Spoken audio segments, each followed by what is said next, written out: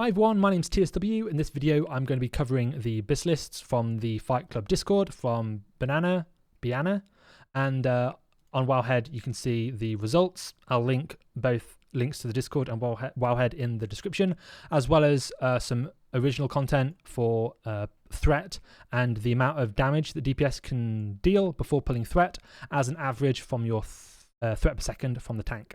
Now, all the gear sets are warrior based, but this spreadsheet works for any class, tanking or DPSing. Just to go over the spreadsheet quickly, you dump in here your tank's average threat, and it shows the amount of damage that the DPS can deal before pulling threat. Ranged need 30% extra threat to pull aggro, and melee, or anyone in melee range, needs 10% more threat to pull aggro. So you can have a look at this, play about with it if you like. As an average, obviously that means as an average, if the tank is doing very little threat in the first 10 seconds but loads of threat in the rest of the fight, or it averages out, this can be misleading. You might think, oh yeah, my arcane mage can always deal 3,000 damage per second and be safe. Nope, because it's an average. Okay, that's how averages work. Because the tank won't necessarily be pumping out 1,000 threat every second of the fight. It will ebbs and flows. Same with DPS, but more so with tanking. If you get parry, dodge or whatever, that affects the tank more, and you won't have an arcane mage have a 1% chance to resist 3 times in a row like you potentially could have avoidance from the tank. Anyway, let's move on. We are going to go through the gear sets very quickly initially, and then we're going to dive into the items specifically. Okay, there are lots of people out there looking at these item sets and going, yes, faceplate of the impenetrable. Oh yes, very good. Yeah, but I'll try and provide a bit more context to that going forward. So this is the mitigation set without arena gear with 6% hit. Let me just rant once more. There are sets here with 9% hit, and this is crazy to me. I've played TBC for 7 or 8 years. I've never done a raid, well, never intentionally done a raid without improved fairy fire for the 3% hit. That reduces the hit cap from 9 to 6 for your special attacks. It's crazy to me that people even consider going to a raid without using improved fairy fire, either from a Moonkin or from a Dream State Druid. Definitely need improved fairy fire in any raid worth its salt, in my opinion. Okay, so this is very generic. This is the go-to boomer set where it focuses on traditional tank gear. We'll go into more detail later. Okay, so this is the mitigation set, focusing on, staying alive.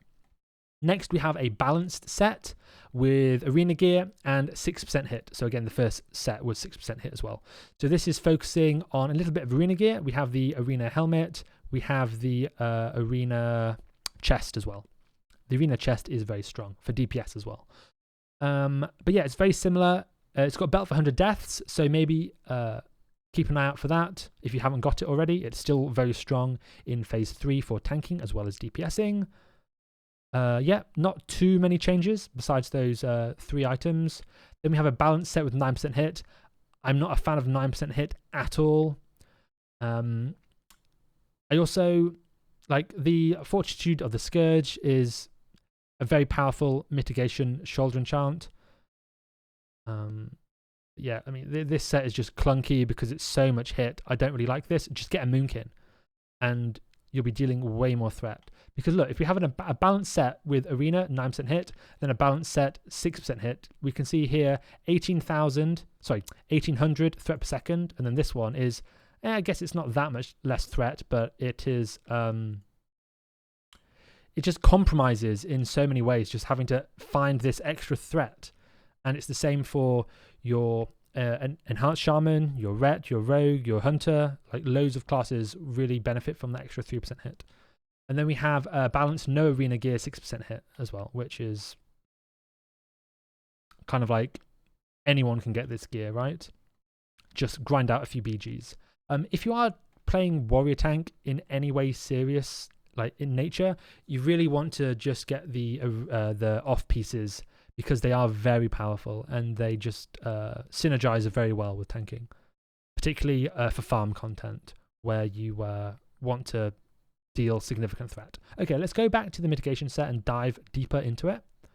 So the spec here, and I think for most of them is, okay, so this one isn't Impale. It's 5 Cruelty because your crit isn't very high. Let's just go down to the crit. Yeah, the melee crit chance is 15%. So this is very low crit. So you're not going for Impale. And you have 1 point in Deep Wounds, okay? Just checking the rest of the set. Rest of the talents, rather. Yeah, I mean, this is very nice. One thing you do have to keep in mind is with this talent set, you do need someone in your raid to be providing the additional reduced attack power reduction in the raid on the target, particularly if you're having a player with, or rather a warlock debuffing Curse of Recklessness. Curse of Recklessness reduces the target's armor and increases the target's attack power. You want to probably have your Fury Warrior or Arms Warrior dropping a 5/5 improved demo shout.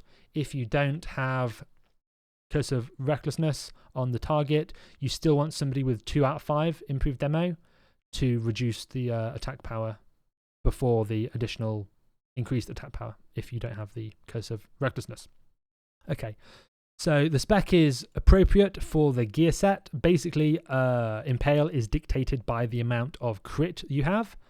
So if you're getting up to kind of like 22-24% crit, that's when Impale starts to take over and you take the hit by reduced points in cruelty and increased crit damage. So reduced crit chance via talents, but increased crit damage with Impale.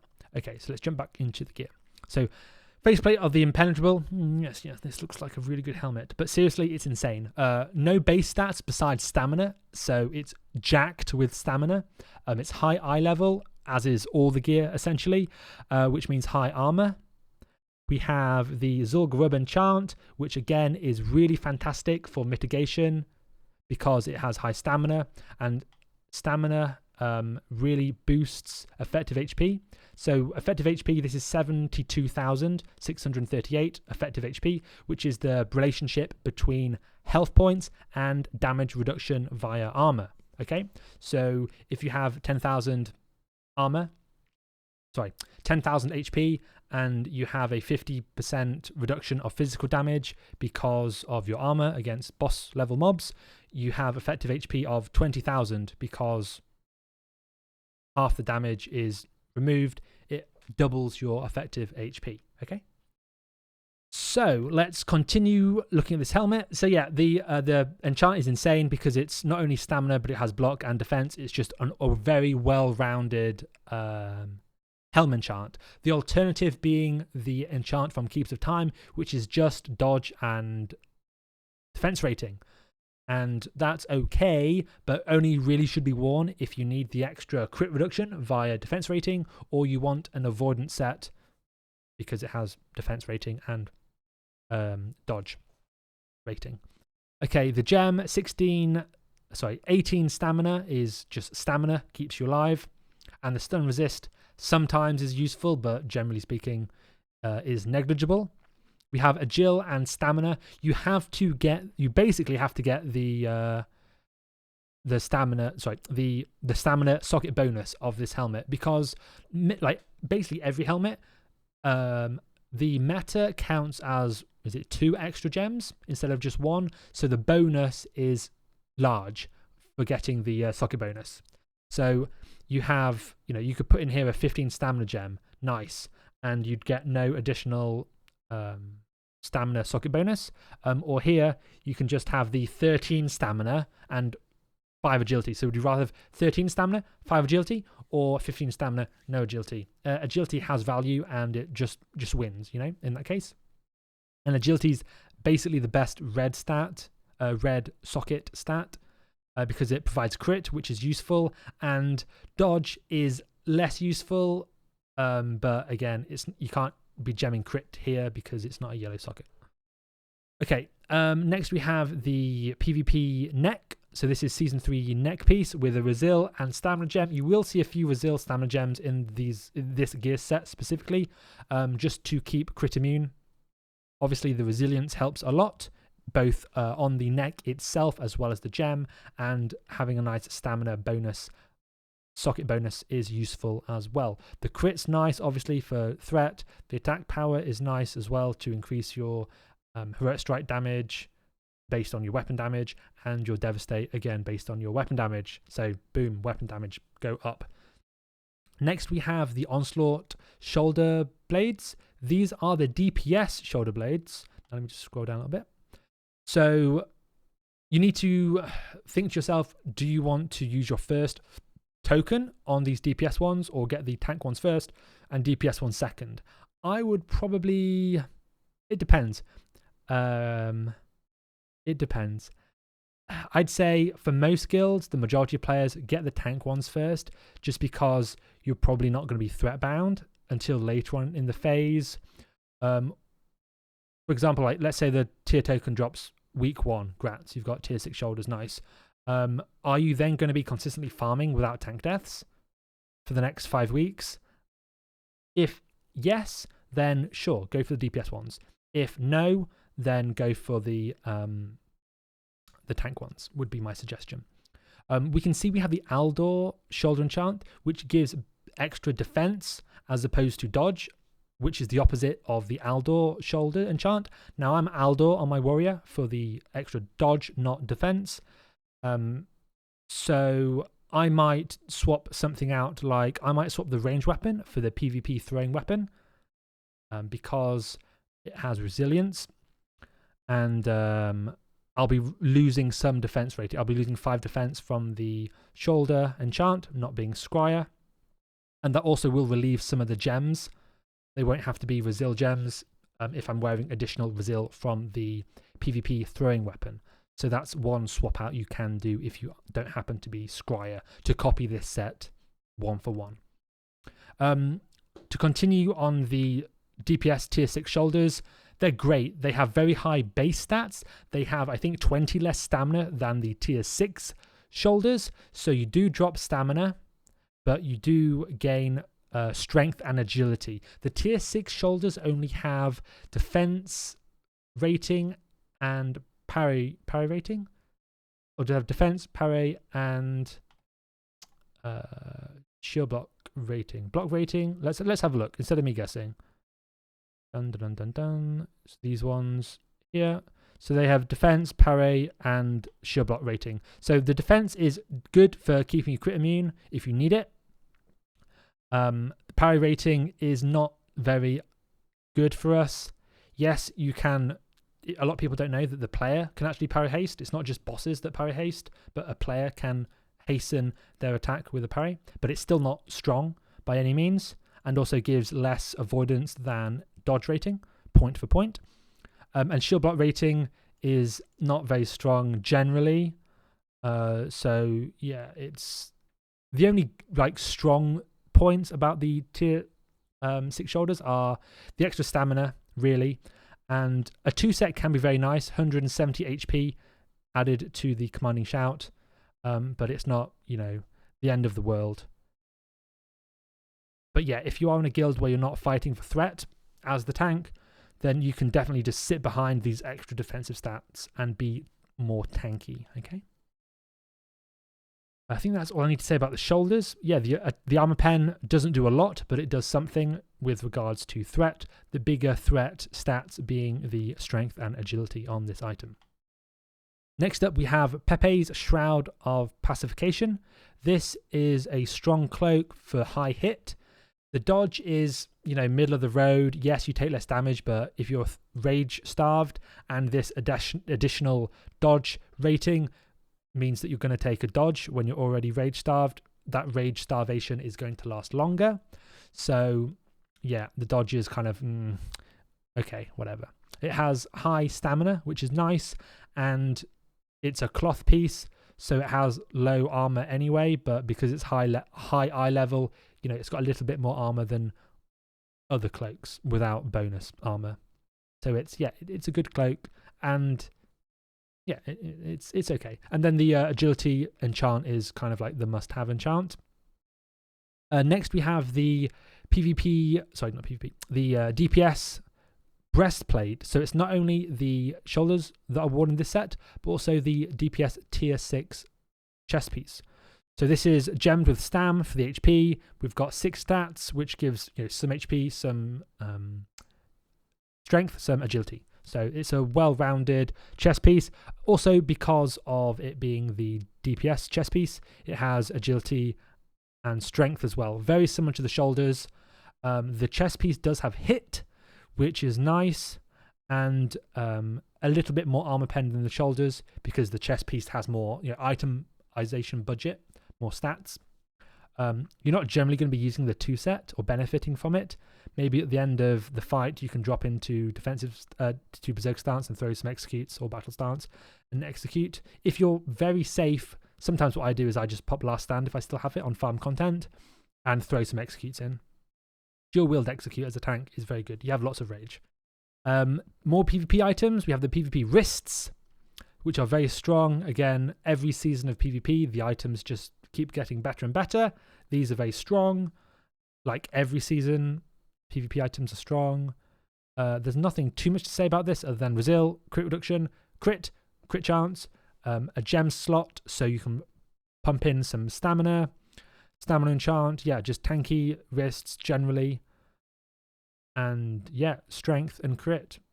Threat stats, nice. Oh, these gloves are fantastic. So long have we been wearing leather gloves for expertise. We finally get plate gloves with more expertise than the leather ones. More armor because it's plate. We have block value, which is more threat. And we have defense rating, which is crit reduction. Oh yeah, and by the way, it just ignores every base stat besides stamina. So it's just this is a tonky threat boy right here. These are insane gloves, like, perfectly itemized for this set, really. And for most sets, just because of the insane expertise you're getting.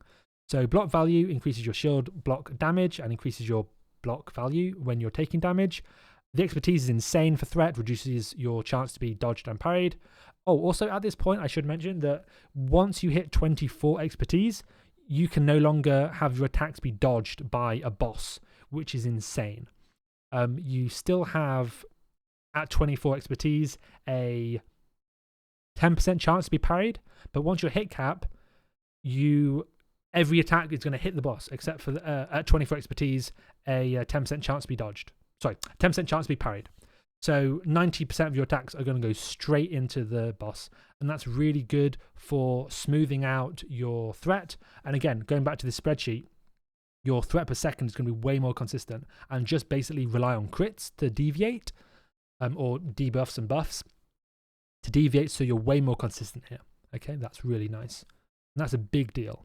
So these gloves are insane. I wish you all the best of luck playing warrior tank, because you want to get these on your warrior tank. They're so big. It's night and day. Just the amount of mitigation you get from going from leather gloves to plate gloves is big. From like mediocre, like 20 something stam to 70 stam is big. Defense rating, crit reduction, big. Okay, I'll shut up. Girdle of stability. This is a big belt. We're not using belt of 100 deaths on this set.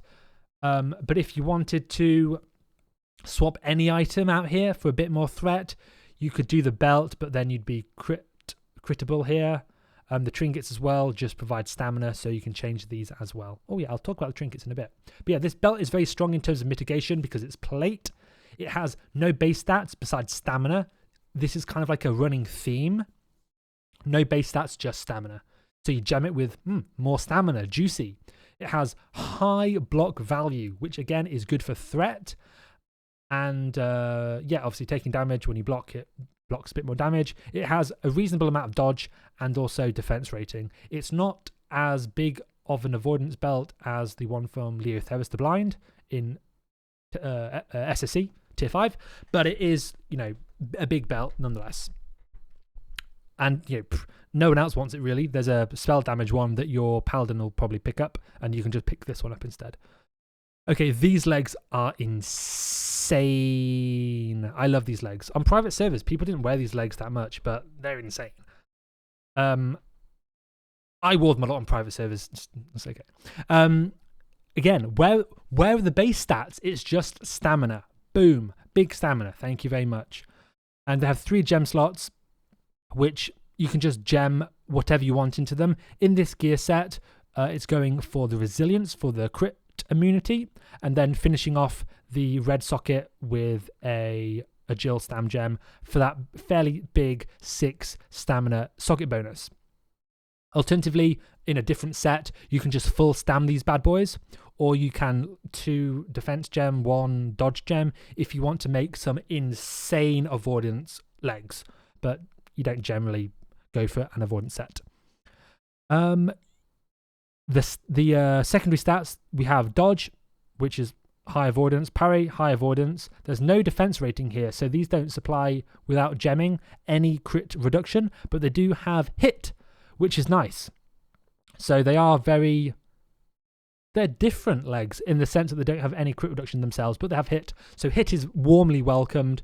So yeah, these are just fantastic legs. And with the 3 gem sockets, you can do what you like with them. They're very malleable in that sense. Instead of like rune forging or whatever it was in WoW later on, you have just the gemming, and you can gem these many different ways.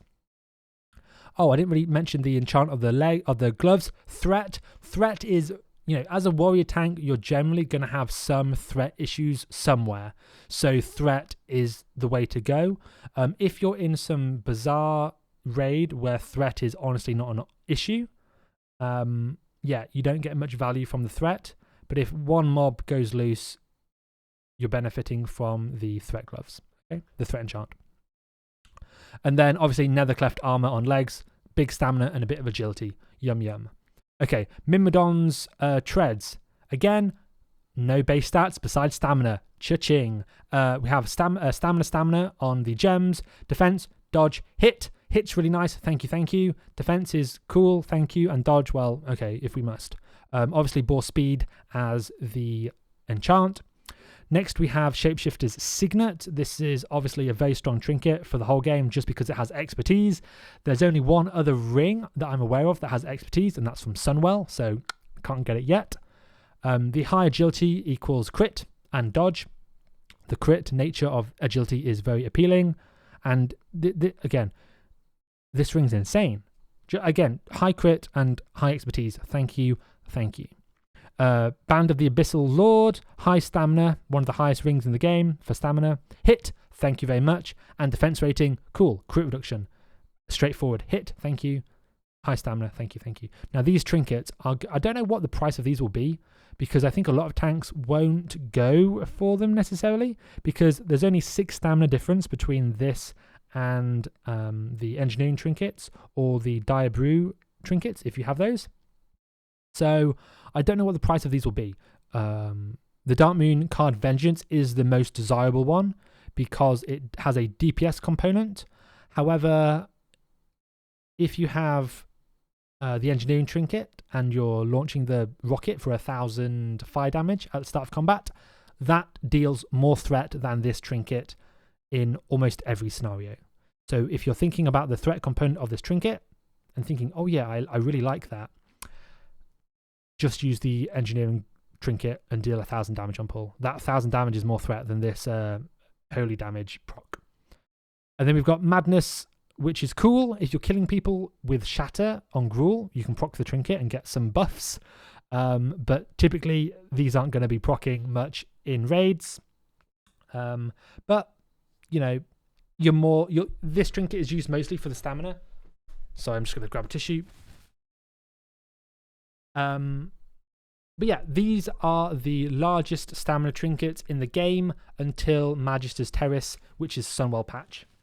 So they're very strong. And even if you're going to be wearing one of them in Sunwell for the mitigation set for effective HP, because these are both tied second place highest stamina trinket in the entire expansion. So if you're going to get one of them, try and get the Dark Moon card Vengeance because there's a little bit of a threat component to it. So yeah, I imagine, I don't know, the price of Vengeance might be 3 times more than Madness. So yeah. We have the weapons. We have the Brutalizer, which is a very nice weapon. I still don't have Mallet of the Tide on my warrior, by the way. How is that possible? Anyway, I've seen Brutalizer drop twice on the PTR so far, so that's good. Hopefully it continues to drop for me on live. So Brutalizer is a very nice weapon.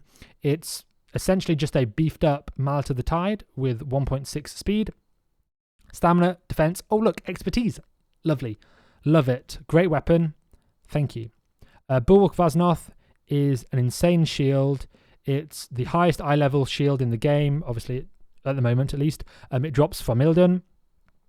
Because it's high eye level, it has high armor, 6.3k, yum yum, high stamina, high defense rating, and the proc is pretty cool. It won't always save your life, but it is, an armor pot is 2.5k armor, and this has a 2% proc for 2k armor. So it's like a small armor pot for only 10 seconds, not 2 minutes, but it's armor, and armor is insane for effective HP, reducing that physical damage and boosting your effective HP sky high. Next is and final item is Legion Killer, which is just a solid base stat weapon. It has agility and it has stamina. So stamina, obviously, to stay alive, and agility to deal a bit of threat and add a bit of dodge. So this is the first set. I'll try and do the other sets more quickly. I think we kind of like set a baseline with this one. So yeah, solid gear set, and this kind of set is what you want when pugging or progressing content. Obviously, you're not going to have access to all of this progressing tier 6. But yeah, maybe, you have access to all of this when progressing Sunwell. So this is something that you can definitely take forward. So let's go on to the balanced arena 6% hit. So this is the highest threat set that's shown here. You could go higher threat if you literally just, become crittable or wear full PvP gear. But that kind of gets into crazy territory, and you wouldn't be able to tank things like Illidan and Mother with that gear set. So, I mean, you could literally just wear DPS gear and do, oh my god, I do like so much threat. But yeah, but it's not realistic to tank like that. Or you just run with like 8 healers. Anyway, Vengeful Gladiator helmet. So this is Season 3 helmet. So the helmet does require some rating, doesn't it? Can't remember how much, but yeah. You need to do some arena for this. So we have more resilience here than the last set. The last set was... How much resil? PvP resil is 50, and this one is PvP resil 149. So 99 more resil. So also the avoidance is going to be less. So avoidance here is 47.37, and this is 65. So again, if you are running into situations, maybe you are now already in tier 5, where you go on an avoidance spree and you're dodge parrying or the target's missing you and you're struggling for threat, a good way to reduce your avoidance and to get hit more often and to get a bigger rage bar more often is drop the avoidance so you get hit more consistently. This does require more competent healers and more consistent healing. So this is why you kind of like flip-flop between the two. For trash, if you're not getting hit very hard, sure, you can lower your avoidance and take more damage. That's fine. But if that's because you trust your healers on the easier to heal content.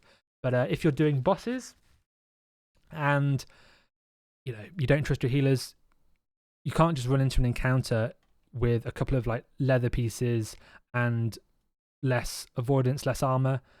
And expect to survive the same way that you would with a mitigation set. Okay, moving on. So we have Arena Helmet. We have also DPS Enchant.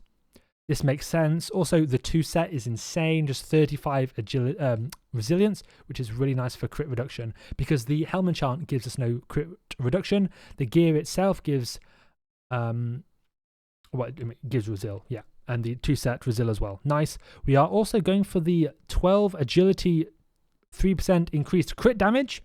Let's just check our crit chance. 21%. What's that going to do to the set? Oh, look, we have Impale. And this is only going to go up in crit chance because this is without a druid in our group, if you're lucky enough to tank with a druid in your group as a warrior, as well as kings and everything else to increase your crit chance. Nice. And the gem, instead of being an agile stamina in the mitigation set, we have different colors for the gem socket, but we're also going hit agility as well. The neck is the same neck as before, but instead of stam resil, it's hit agile, more aggressive stats. Okay. We have the Fortitude of the Scourge, which is an interesting enchant. You could enchant a DPS enchant as well. However, that's if you can like guarantee your survival and you're not never dying, and you're also probably not going to be gemming stamina either.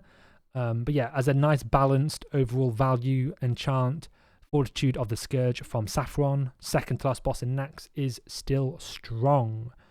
I was telling people, as soon as Nax is getting launched, save your Fortitude of the Scourge. They are valuable later on. Or you can go back and do Nax still, but who wants to do that? So we're using the DPS shoulders again. Very nice. Not much more to say about that. Same cloak again. Same enchant. Nothing new to say. We're using the Vengeful chest piece instead of the DPS chest piece. It's similar reasons. We get the 2 set. It has hit. It has crit. Lovely. And it has a little bit less ignore armor. That's fine. It has more stamina than the DPS piece, but it has no agility. And it has crit rating. So it's very similar generally. But obviously with the 2 set and the resilience on the secondary stat anyway, it gives a lot of crit reduction. Next is the wrist piece. This is the same as before, gemmed and enchanted identically. We still have Gauntlets of Enforcement, which are fantastic, insanely strong. I'm not surprised to see them on every item set. Belt of 100 Deaths. This is really nice. What is the total expertise for this set? 27 expertise. And for the mitigation one, it was, 15. Oh, yeah, I don't like having 15, but it's the weak point of going for high stamina, high armor is you're not wearing every expertise piece. You're still wearing 3, which is something, the weapon, the gloves, and the ring, but it's so nice to get 24. 24 is like the soft cap, where your dodge can no longer occur when you're attacking a boss. So 24 is a nice place to go. What I would probably do is I'd probably wear Belt of 100 Deaths just to get that expertise up a bit more. What other expertise item is this set wearing? This is a lot. So it's belt, ring, weapon, gloves. Does the belt really give that much? Okay, cool. Yeah, without any more than 4 pieces. Okay. I mean, I'd be tempted to wear the belt as well. It also smooths out. I mean, for progression, you could argue to wear girdle, but I guess you don't have girdle for progression unless you're lucky on the blood pool drop. Anyway, I digress. This video's already gone on way longer than I expected it to. Feel free to watch this in ×2 speed as well. Onslaught Greaves. These are this is where you get the 2 set that you're not really going to use that much for the DPS items. So this leg play is good. I remember using DPS legs as well on private servers.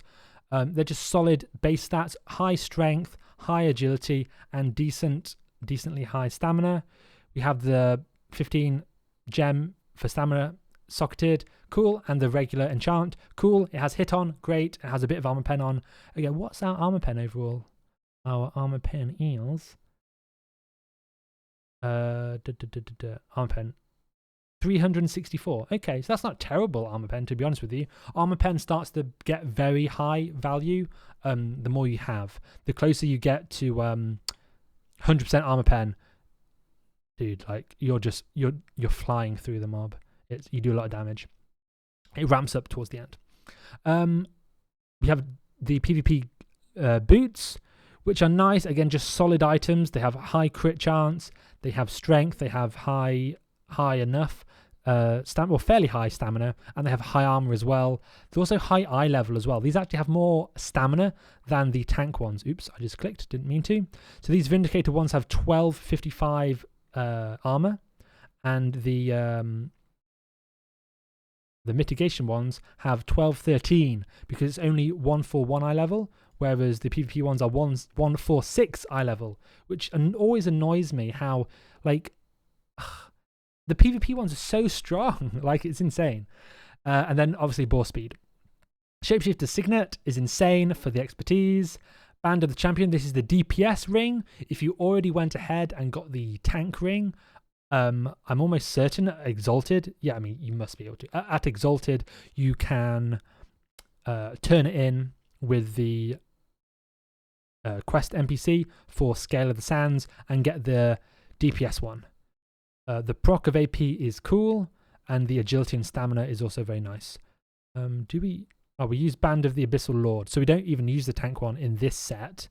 However, the tank one is fun. It procs armor, which is fun. And then this one still, the balanced set still has HP trinkets. Like, HP is super big, but you could also maybe mix things up with the trinkets if you wanted to, like Madness if you happen to have that, but maybe you have a Tsunami Talisman maybe more likely, and then you can switch up the hit somewhere as well. For example, you could have a Mitigation set be your primary set, and then if you have a Tsunami Talisman, you can drop in one of the trinket slots for that, and then instead of having to regen for hit like you see on these items, you can rely on that, is it 0.63% hit from the trinket, so that's nice. Also, you could play about with the ranged weapon as well. I think it says down here like Shuriken from the Trash in SSC is still good, as well as Arcanite Steam Pistol, still very strong. Arcanite Steam Pistol, hold on to that for Sunwell as well, because anything with hit gear on, particularly these legs from Shade of Akama, hold on to these legs. Hit is very scarce in Sunwell. Particularly these legs are insane in Sunwell because you're so hit starved, okay?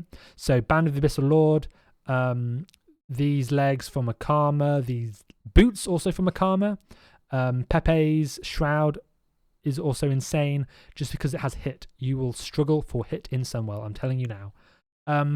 Balanced arena gear with I don't even want to entertain a set with that requires 9% hit. It's just ludicrous to me.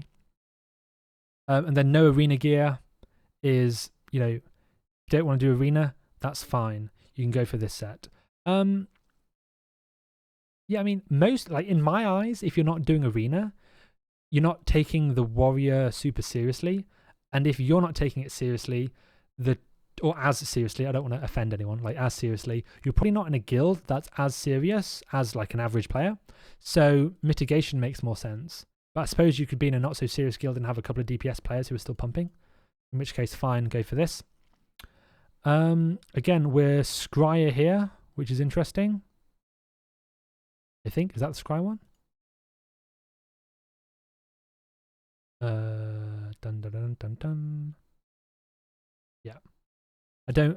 I always play Aldo basically, and this icon I'm not familiar with for the shoulder enchant, so it must be Scry, right? So this is the balanced no arena gear, which is basically like the mitigation gear set.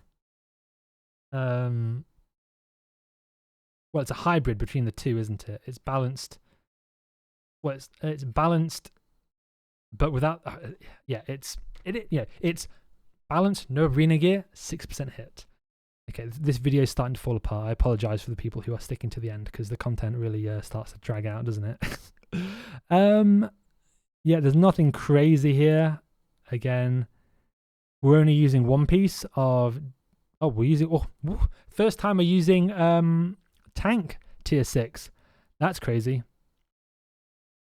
But yeah, I would not be, if you're playing a warrior tank still in TBC, the chances are you're going to be playing it a little bit longer. I wouldn't necessarily rush again to get your DPS items.